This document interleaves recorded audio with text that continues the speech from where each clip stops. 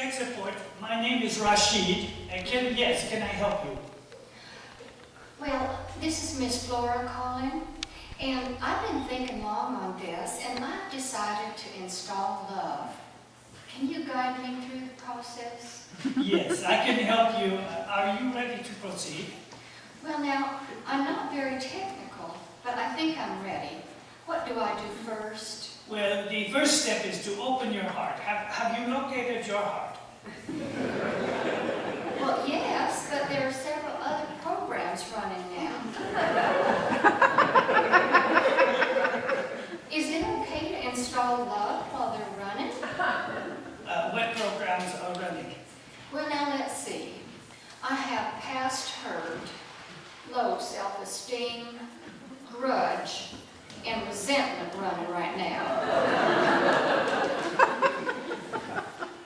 That's no problem. Love will gradually erase past hurt from your current operating system. It may remain in your permanent memory, but it will no longer disrupt other programs. Love will eventually override low self-esteem with a module of its own called high self-esteem. However, you have to completely turn off grudge and resentment completely. Those programs prevent Love from being properly installed. Can you turn those off? Well, I don't know how to turn them off. Can you tell me how? With pleasure. Go to your Start menu and select Forgiveness. Do this as many times as necessary until grudge and resentment have been completely erased.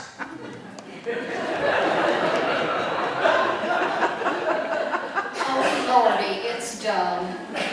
Love has started installing itself. Oh, I have an error message already. It says, error. Program does not run on external components. What should I do? Do not worry. In non-technical terms, it simply means you have to love yourself before you can love others. Pull down Self-Acceptance, then click on the following files. Are you ready? Yes, Mr. Rashid. Forgive self, realize your worth, and acknowledge your limitations. I see. Oh, Lord, my heart is filling up with new files. Smile is playing on my monitor, and peace and contentment are copying themselves all over my heart. Is this normal?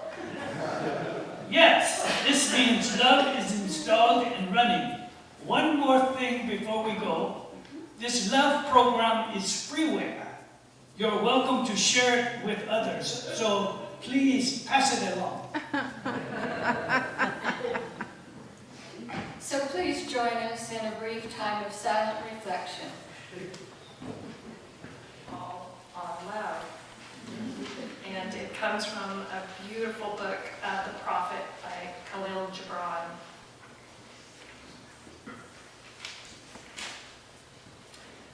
Then said Al-Mitra, speak to us of love. And he raised his head and looked upon the people, and there fell a stillness upon them. And with a great voice he said, when love beckons to you, follow him. Though his ways are hard and steep, and when his wings enfold you, yield to him. Though the sword hidden among his pinions may wound you. And when he speaks to you, believe in him. Though his voice may shatter your dreams as the north wind lays waste the garden. For even as love crowns you, so shall he crucify you. Even as he is for your growth, so is he for your pruning. Even as he ascends to your height and caresses your tenderest branches that quiver in the sun, so shall he descend to your roots and shake them in their clinging to the earth. Like sheaves of corn he gathers you unto himself. He threshes you to make you naked. He shifts you to free you from your husks. He grinds you to whiteness. He kneads you until you are pliant. And then he assigns you to his sacred fire, that you may become sacred bread for God's sacred feast. All these things shall love do unto you, that you may know the secrets of your heart, and in that knowledge become a fragment of life's heart. But if in your fear you would seek only love's peace and love's pleasure, then it is better for you that you cover your nakedness and pass out of love's threshing floor into the seasonless world where you shall laugh, but not all your laughter, and weep, but not all of your tears. Love gives not but itself, and takes not but from itself. Love possesses not, nor would it be possessed, for love is sufficient unto love. When you love, you should not say, God is in my heart, but rather, I am in the heart of God. And think not that you can direct the course of love, for love, if it finds you worthy, directs your course. Love has no other desire but to fulfill itself. But if you love and must needs have desires, let these be your desires, to melt and be like a running brook that sings its melody to the night, to know the pain of too much tenderness, to be wounded by your own understanding of love, and to bleed willingly and joyfully, to wake at dawn with a winged heart and give thanks for another day of loving, to rest at the noon hour and meditate love's ecstasy, to return home at eventide with gratitude, and then to sleep with a prayer for the beloved in your heart and a song of praise upon your lips.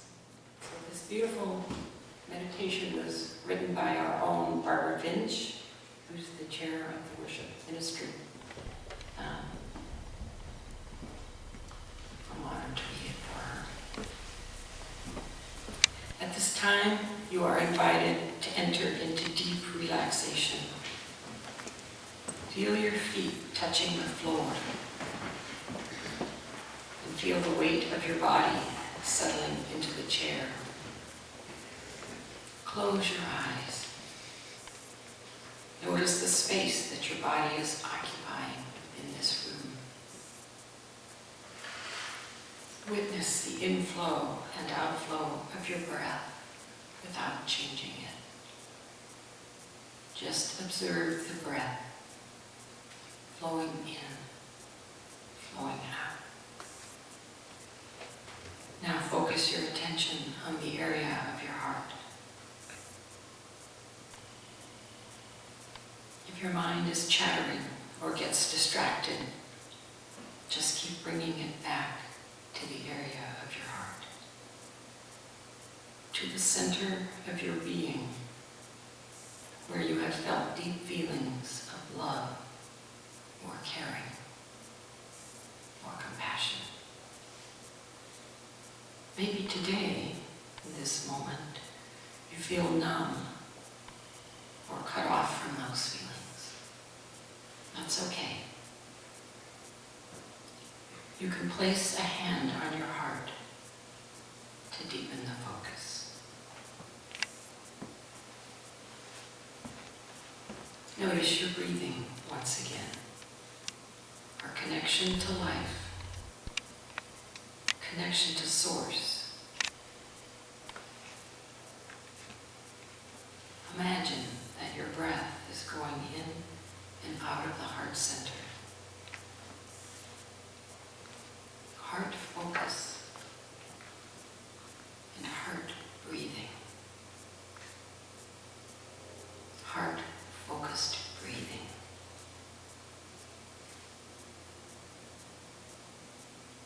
Allow the breath to flow in through your heart and flow out through your heart area.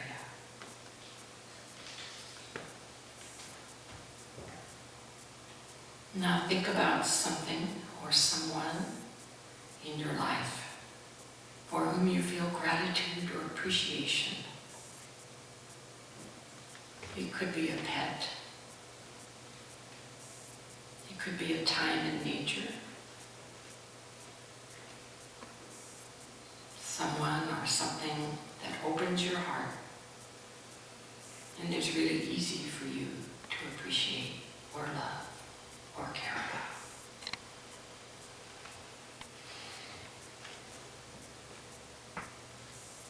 And now, as you are genuinely feeling that love or appreciation or caring,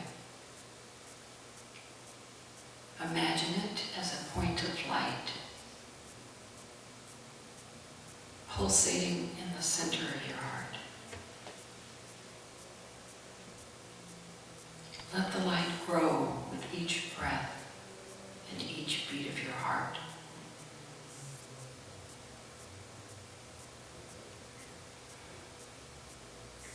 Now imagine that feeling radiating out into the space around you. Breathing out love and appreciation.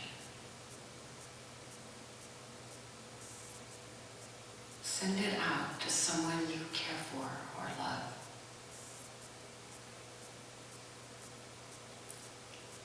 Send it out to someone you find difficult to love.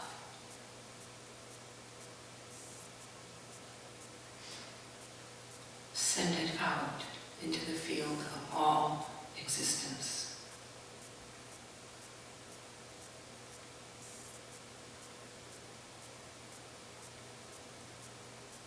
Radiate it from your heart.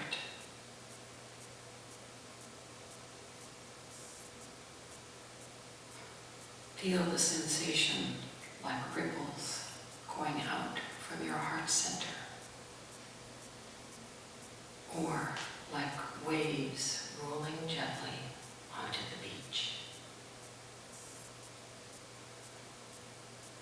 You are lovely. You are lovable. You are love.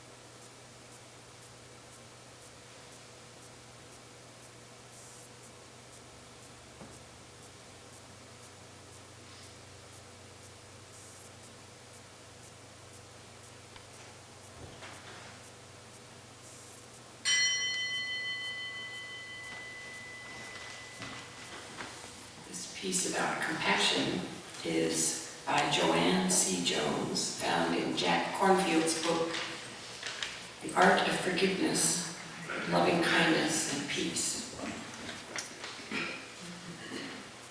Love begins in the smallest ways. During my second month of nursing school, our professor gave us a pop quiz. I was a conscientious student and had breezed through the questions until I read the last one. What is the first name of the woman who cleans the school? Surely this was some kind of a joke. I had seen the cleaning woman several times. She was tall, dark-haired, a woman in her 50s, but how would I know her name? I handed in my paper, leaving the last question blank. Before class ended, one student asked if the last question would count toward our quiz grade. Absolutely, said the professor. In your careers, you will meet many people. All are significant. They deserve your attention and care, even if all you do is smile and say hello. I've never forgotten that lesson. I also learned her name was Dorothy. So we can all cultivate and practice compassion in our everyday lives. Pema Chodron writes about bodhicitta, the Sanskrit word that means noble or awakened heart.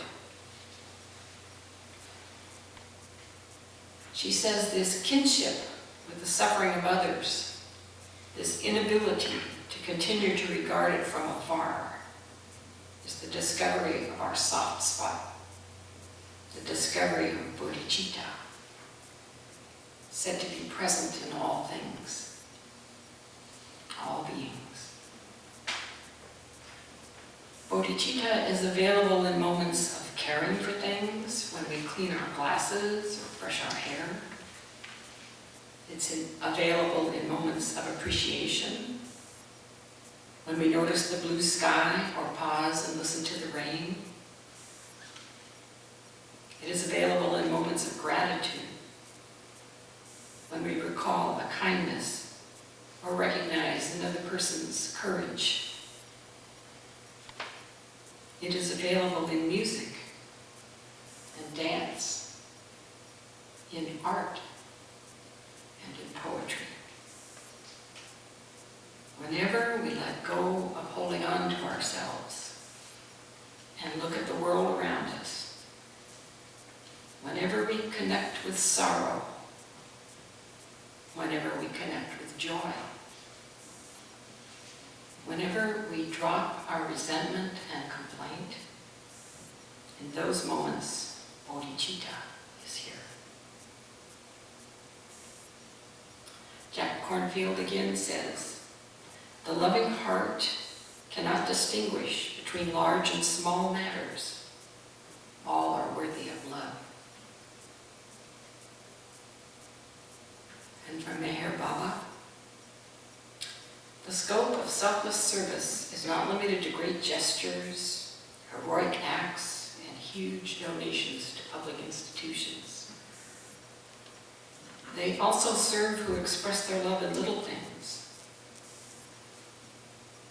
A word that gives courage to a broken heart, or a smile that brings hope in the midst of gloom, has as much claim to be regarded as service as difficult sacrifices and heroic self-denials. A glance that wipes out bitterness from the heart is also service, although there may be no thought of service in it.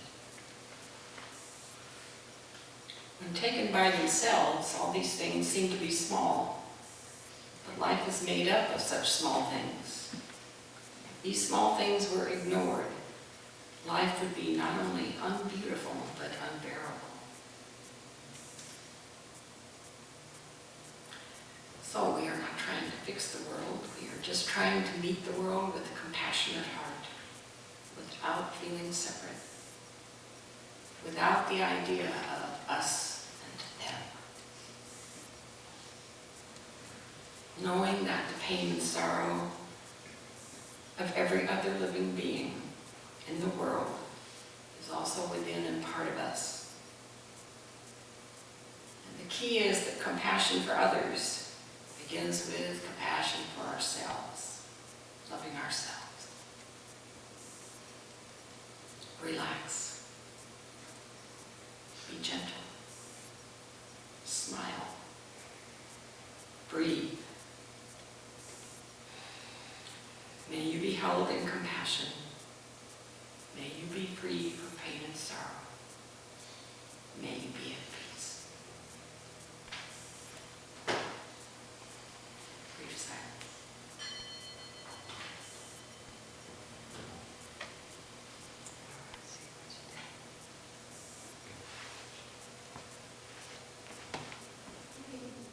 by David Blanchard, looking for love in all the wrong places.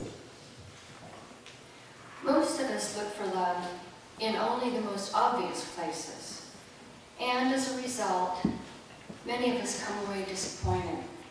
It's as if we're still in grade school, kids counting Valentines as a measure of what really matters. The love that matters is not typically the subject of sonnets or love songs. There can be love in being told we are wrong. There can be love in sharing a regret. There can be love in communicating a hurt. There can be love in telling hard truths. Most of us find it painful to live at this level of love, but it can be there even in these most unlikely places. It isn't the kind of love we've been promised in the fairy tales of princes and fairy godmothers, but is the kind experienced by frogs and dwarfs. It's the kind of love that can bring us closer to finding the missing pieces of ourselves and what we need to make us whole.